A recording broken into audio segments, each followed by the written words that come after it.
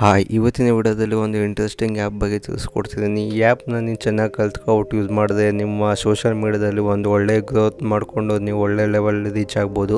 ನೀವು ಎಷ್ಟೋ ಜನ ನೋಡಿರ್ತೀರ ಸೋಷಿಯಲ್ ಮೀಡ್ಯಾದಲ್ಲಿ ಈ ಆ್ಯಪ್ನ ಯೂಸ್ ಮಾಡಿಕೊಂಡು ಯಾವುದೋ ಒಳ್ಳೆ ಗ್ರೋತ್ ಮಾಡಿ ಒಂದು ಒಳ್ಳೆ ರೀಚ್ ಪಡ್ಕೊಂಡಿರ್ತಾರೆ. ಹಾಗಾದರೆ ಈ ಆ್ಯಪ್ ಹೆಸರು ಏನು ಮತ್ತು ಈ ಆ್ಯಪ್ನ ಹೆಂಗೆ ಯೂಸ್ ಮಾಡೋದು ಅನ್ನೋದು ತಿಳಿಸ್ಕೊಡ್ತೀನಿ. ಹಾಗಾದರೆ ಬನ್ನಿ ವಿಡಿಯೋ ಸ್ಟಾರ್ಟ್ ಮಾಡೋಣ. ಮೊದಲಿಗೆ ಈ ಆ್ಯಪು ಪ್ಲೇಸ್ಟೋರಲ್ಲಿ ಸಿಗುತ್ತೆ ಮತ್ತು ಈ ಆ್ಯಪ್ ಹೆಸರು ಬಂದ್ಬಿಟ್ಟು ಕ್ಯಾನ್ವಾ ಅಂತ. ಇದು ಒಂದು ಎಲ್ಲರಿಗೂ ಗೊತ್ತೇ ಇರುತ್ತೆ ಒಂದಿಷ್ಟು ಜನಕ್ಕೆ. ಈ ಆ್ಯಪ್ ಒಂದು ವಿಡಿಯೋ ಎಡಿಟರ್ ಮತ್ತು ಒಂದು ಥಂಬ್ನೇಲ್ ಎಡಿಟರ್ ಇವು. ಈ ಕ್ಯಾನ್ವಾ ಆ್ಯಪ್ನ ನೀವು ಇನ್ಸ್ಟಾಲ್ ಮಾಡಿಕೊಂಡು ಡೌನ್ಲೋಡ್ ಮಾಡಿಕೊಂಡು ಓಪನ್ ಮಾಡ್ಕೊಳ್ಳಿ. ಇಲ್ಲಿ ಒಂದಿಷ್ಟು ನಿಮಗೆ ಆಪ್ಷನ್ ಕಾಣಿಸುತ್ತೆ.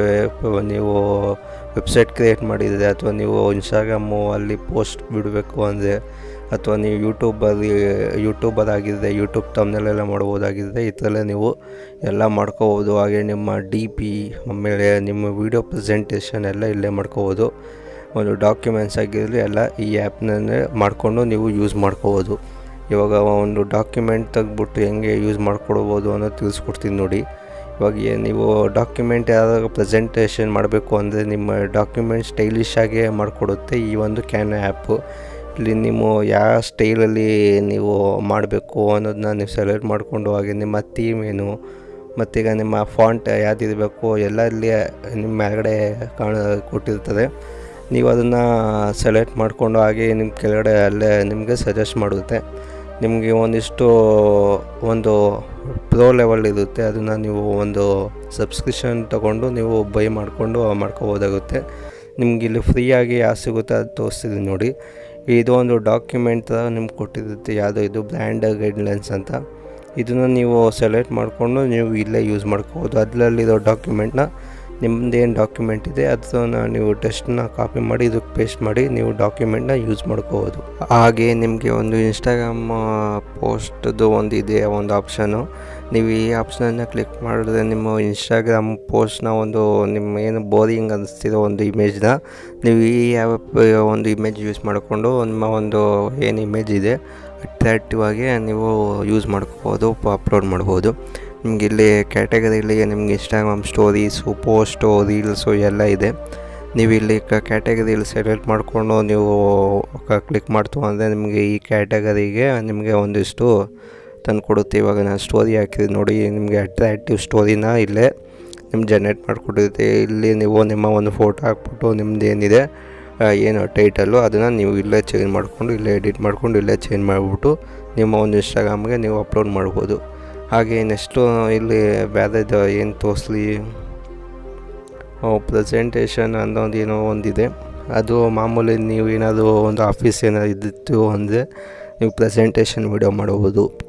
ಹಾಗೆ ಇಲ್ಲಿ ಕ್ಯಾಟಗರಿಲಿ ನಿಮಗೆ ಫೇಸ್ಬುಕ್ ವೀಡಿಯೋಸು, ಯೂಟ್ಯೂಬ್ ವೀಡಿಯೋಸು, ನೀವು ಇಲ್ಲೇ ಯೂಟ್ಯೂಬರ್ ಏನಾರು ಆಗಿದೆ ನಿಮಗಿಲ್ಲೇ ಯೂಟ್ಯೂಬ್ ವೀಡಿಯೋ ಇಲ್ಲೇ ಮಾಡ್ಕೋಬೋದು. ಒಂದು ಈಸಿ ನಿಮ್ಮ ಈ ಆ್ಯಪ್ನ ಕಲ್ತ್ಕೊಬಿಟ್ಟು ಇಲ್ಲೇ ಮಾಡ್ಕೋಬೋದು. ಹಾಗೆ ಇನ್ಸ್ಟಾಗ್ರಾಮಲ್ಲೆಲ್ಲ ಟ್ರೆಂಡಿಂಗಲ್ಲಿರೋ ಒಂದೊಂದು ವೀಡಿಯೋಸ್ ಎಲ್ಲ ಇಲ್ಲೇ ನಿಮಗೆ ಸಜೆಸ್ಟ್ ಮಾಡುತ್ತೆ. ನಿಮ್ಗೆ ಇಲ್ಲಿ ನೋಡ್ತಿದ್ದಿದ್ದಲ್ಲ ಇವೆಲ್ಲ ವೀಡಿಯೋಸ್ಗೂ ನೀವು ಇಲ್ಲೇ ಸೇವ್ ಮಾಡಿಕೊಂಡು ನಿಮ್ಮ ಏನು ಇಮೇಜ್ ಇದೆ ಆ ಸಬ್ಜೆಕ್ಟ್ ಹಾಕ್ಬಿಟ್ಟು ನೀವು ಇಲ್ಲೇ ಸೇವ್ ಮಾಡ್ಕೋಬೋದು. ಇವಾಗ ಒಂದು ವೀಡಿಯೋ ಹೆಂಗೆ ಮಾಡೋದು ಅಂತ ತಿಳಿಸ್ಕೊಡ್ತೀನಿ ನೋಡಿ. ಒಂದು ವೀಡಿಯೋ ಸೆಲೆಕ್ಟ್ ಮಾಡಿದ್ದೀನಿ, 3 ವೀಡಿಯೋ ಬರುತ್ತಲ್ಲ, ನೋಡಿರ್ತೀರ ಇನ್ಸ್ಟಾಗ್ರಾಮಲ್ಲಿ ಈ ಥರದ್ದು ಒಂದು ವೀಡಿಯೋ. ಆ ವೀಡಿಯೋ ಸೆಲೆಕ್ಟ್ ಮಾಡಿದ್ದೀನಿ. ಈ ವಿಡಿಯೋನ 3 ವೀಡಿಯೋ ಇರುತ್ತೆ, ಅಥವಾ ಒಂದೊಂದು ಸಿಂಗಲ್ ವೀಡಿಯೋಗೂ ನಿಮ್ಮ ಏನು ವೀಡಿಯೋ ಅಪ್ಲೋಡ್ ಮಾಡ್ತೀರಾ ಅಪ್ಲೋಡ್ ಮಾಡ್ಕೋಬೋದು. ಹಾಗೆ ಇಲ್ಲಿ ಟೆಸ್ಟನ್ನ ಹಾಕಬೇಕು ಅಂದರೆ ಇಲ್ಲಿ ಟೆಸ್ಟು ಓವರ್ಲೇ ಮತ್ತೀಗ ನೀವು ಒಂದು ಇಮೇಜು ನೀವು ಒಂದು ಬೇಸಿಕ್ ಎಡಿಟಿಂಗ್ ಇಲ್ಲೇ ಈ ಆ್ಯಪ್ನಲ್ಲೇ ಮಾಡ್ಕೊಬಿಡ್ಬೋದು. ಈ ವಿಡಿಯೋ ಜೊತೆಗೆ ನಿಮಗೇನು ಎಕ್ಸ್ಟ್ರಾ ಬೇರೆ ಕಡೆ ಹೋಗಿ ಎಡಿಟಿಂಗ್ ಮಾಡೋದೇನಿಲ್ಲ, ಇಲ್ಲೇ ಎಡಿಟ್ ಮಾಡಿಬಿಡೋದು, ಇಲ್ಲೇ ವೀಡಿಯೋ ಅಪ್ಲೋಡ್ ಮಾಡ್ಬೋದು. ಈ ಥರ ಒಂದು ವೀಡಿಯೋ ಮಾಡಿಕೊಂಡು ನೀವು ಯೂಸ್ ಮಾಡ್ಕೋಬೋದು ಈ ಆ್ಯಪ್ನಿಂದ.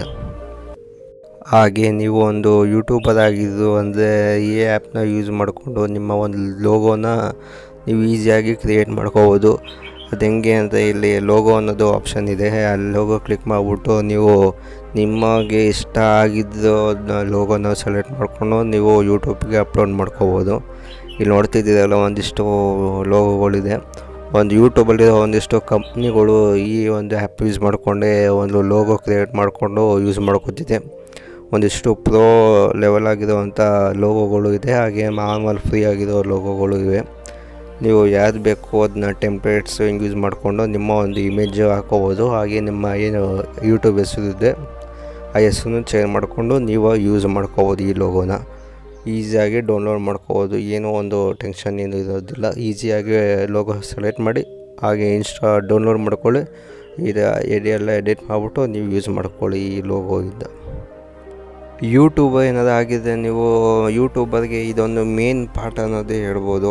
ನೀವೇನೋ ಯೂಟ್ಯೂಬ್ ವೀಡಿಯೋ ಮಾಮೂಲಿ ನೀವು ಸುಮ್ಮನೆ ಬರೋದಾಗಿ ಒಂದು ತಮ್ನೇಲ್ ಯೂಸ್ ಮಾಡ್ಕೊಂಡು ನೀವು ವೀಡಿಯೋ ಬಿಟ್ಟರೆ ಆ ವೀಡಿಯೋ ರೀಚೇ ಕೊಡೋದಿಲ್ಲ. ನೀವು ಈ ಥರ ಒಂದು ಯೂಟ್ಯೂಬ್ ವೀಡಿಯೋಗೆ ಒಂದು ತಮ್ನೇಲ್ ಯೂಸ್ ಮಾಡಿಕೊಂಡು, ಒಂದು ಅಟ್ರಾಕ್ಟಿವ್ ತಮ್ನೇಲ್ ಯೂಸ್ ಮಾಡಿಕೊಂಡು ನೀವು ವೀಡಿಯೋ ಅಪ್ಲೋಡ್ ಮಾಡಿದ್ರೆ ಆ ವೀಡಿಯೋ ಒಂದು ಟ್ರೆಂಡಿಂಗ್ ಆಗುತ್ತೆ, ಹಾಗೆ ವೈರಲ್ ಆಗುತ್ತೆ ಆ ವೀಡಿಯೋ. ನಿಮಗೆ ಯೂಟ್ಯೂಬ್ ತಮ್ನೇಲ್ ಹಂಗೆ ಅಂದರೆ ನಿಮಗೆ ಯೂಟ್ಯೂಬ್ಗೆ ಒಂದು 50% ನಿಮ್ಗೇನಿದೆ ಅದು ತಮ್ನೇಲೆ. ನಿಮ್ಮ ತಮ್ನೇಲ್ ನೀಟಾಗಿಲ್ಲ ಅಂದರೆ ನಿಮ್ಮ ಚಾನಲ್ ಗ್ರೋತೇ ಆಗೋದಿಲ್ಲ. ಮೇನ್ ಪಾರ್ಟ್ ಬಂದೊಂದು ತಮ್ನೇಲ್ ನೀವು ಅಟ್ರಾಕ್ಟಿವ್ ಆಗಿ ತಮ್ನೇಲ್ ಕ್ರಿಯೇಟ್ ಮಾಡ್ಕೊಟ್ರೆ ಆ ತಮ್ನೇಲ್ ನೋಡಿಕೊಂಡೇ ಎಷ್ಟೊಂದು ಜನ ಕ್ಲಿಕ್ ಮಾಡಿಬಿಡ್ತಾರೆ. ಅದರಿಂದ ನಿಮ್ಮ ಒಂದು ವೀಡಿಯೋ ರೀಚ್ ಕೊಡುತ್ತೆ. ನೀವೊಂದು ಈ ಅಟ್ರಾಕ್ಟಿವ್ ತಮ್ನೇಲ್ ಯೂಸ್ ಮಾಡಿಕೊಂಡು ನಿಮ್ಮ ವೀಡಿಯೋನ ಗ್ರೋತ್ ಮಾಡ್ಕೋಬೋದು. ಈ ಒಂದು ಆ್ಯಪ್ನಿಂದ ನಿಮ್ಮ ಏನೇ ಒಂದು ಸೋಷಲ್ ಮೀಡಿಯಾದಿಂದ ಇದು ರೀಚ್ ಮಾಡ್ಕೋಬೋದು ಈ ಒಂದು ಆ್ಯಪ್ನಿಂದ. ಇದಿಷ್ಟು ಇವತ್ತಿನ ವಿಡಿಯೋ ಇಷ್ಟ ಆಗಿದೆ ಲೈಕ್ ಆ್ಯಂಡ್ ಶೇರ್ ಮಾಡಿ. ಹಾಗೆ ಈ ಥರ ಟೆಕ್ನಾಲಜಿ ಮತ್ತು AI ಟೂಲ್ಗೋಸ್ಕರ ನನ್ನ ಚಾನಲ್ ಸಬ್ಸ್ಕ್ರೈಬ್ ಆಗಿ ಅಂತ ಹೇಳ್ತಾ ಮುಂದಿನ ವಿಡಿಯೋದ ಸಿಗ್ತೀನಿ. ಅಲ್ಲಿವರೆಗೂ ಬಾಯ್.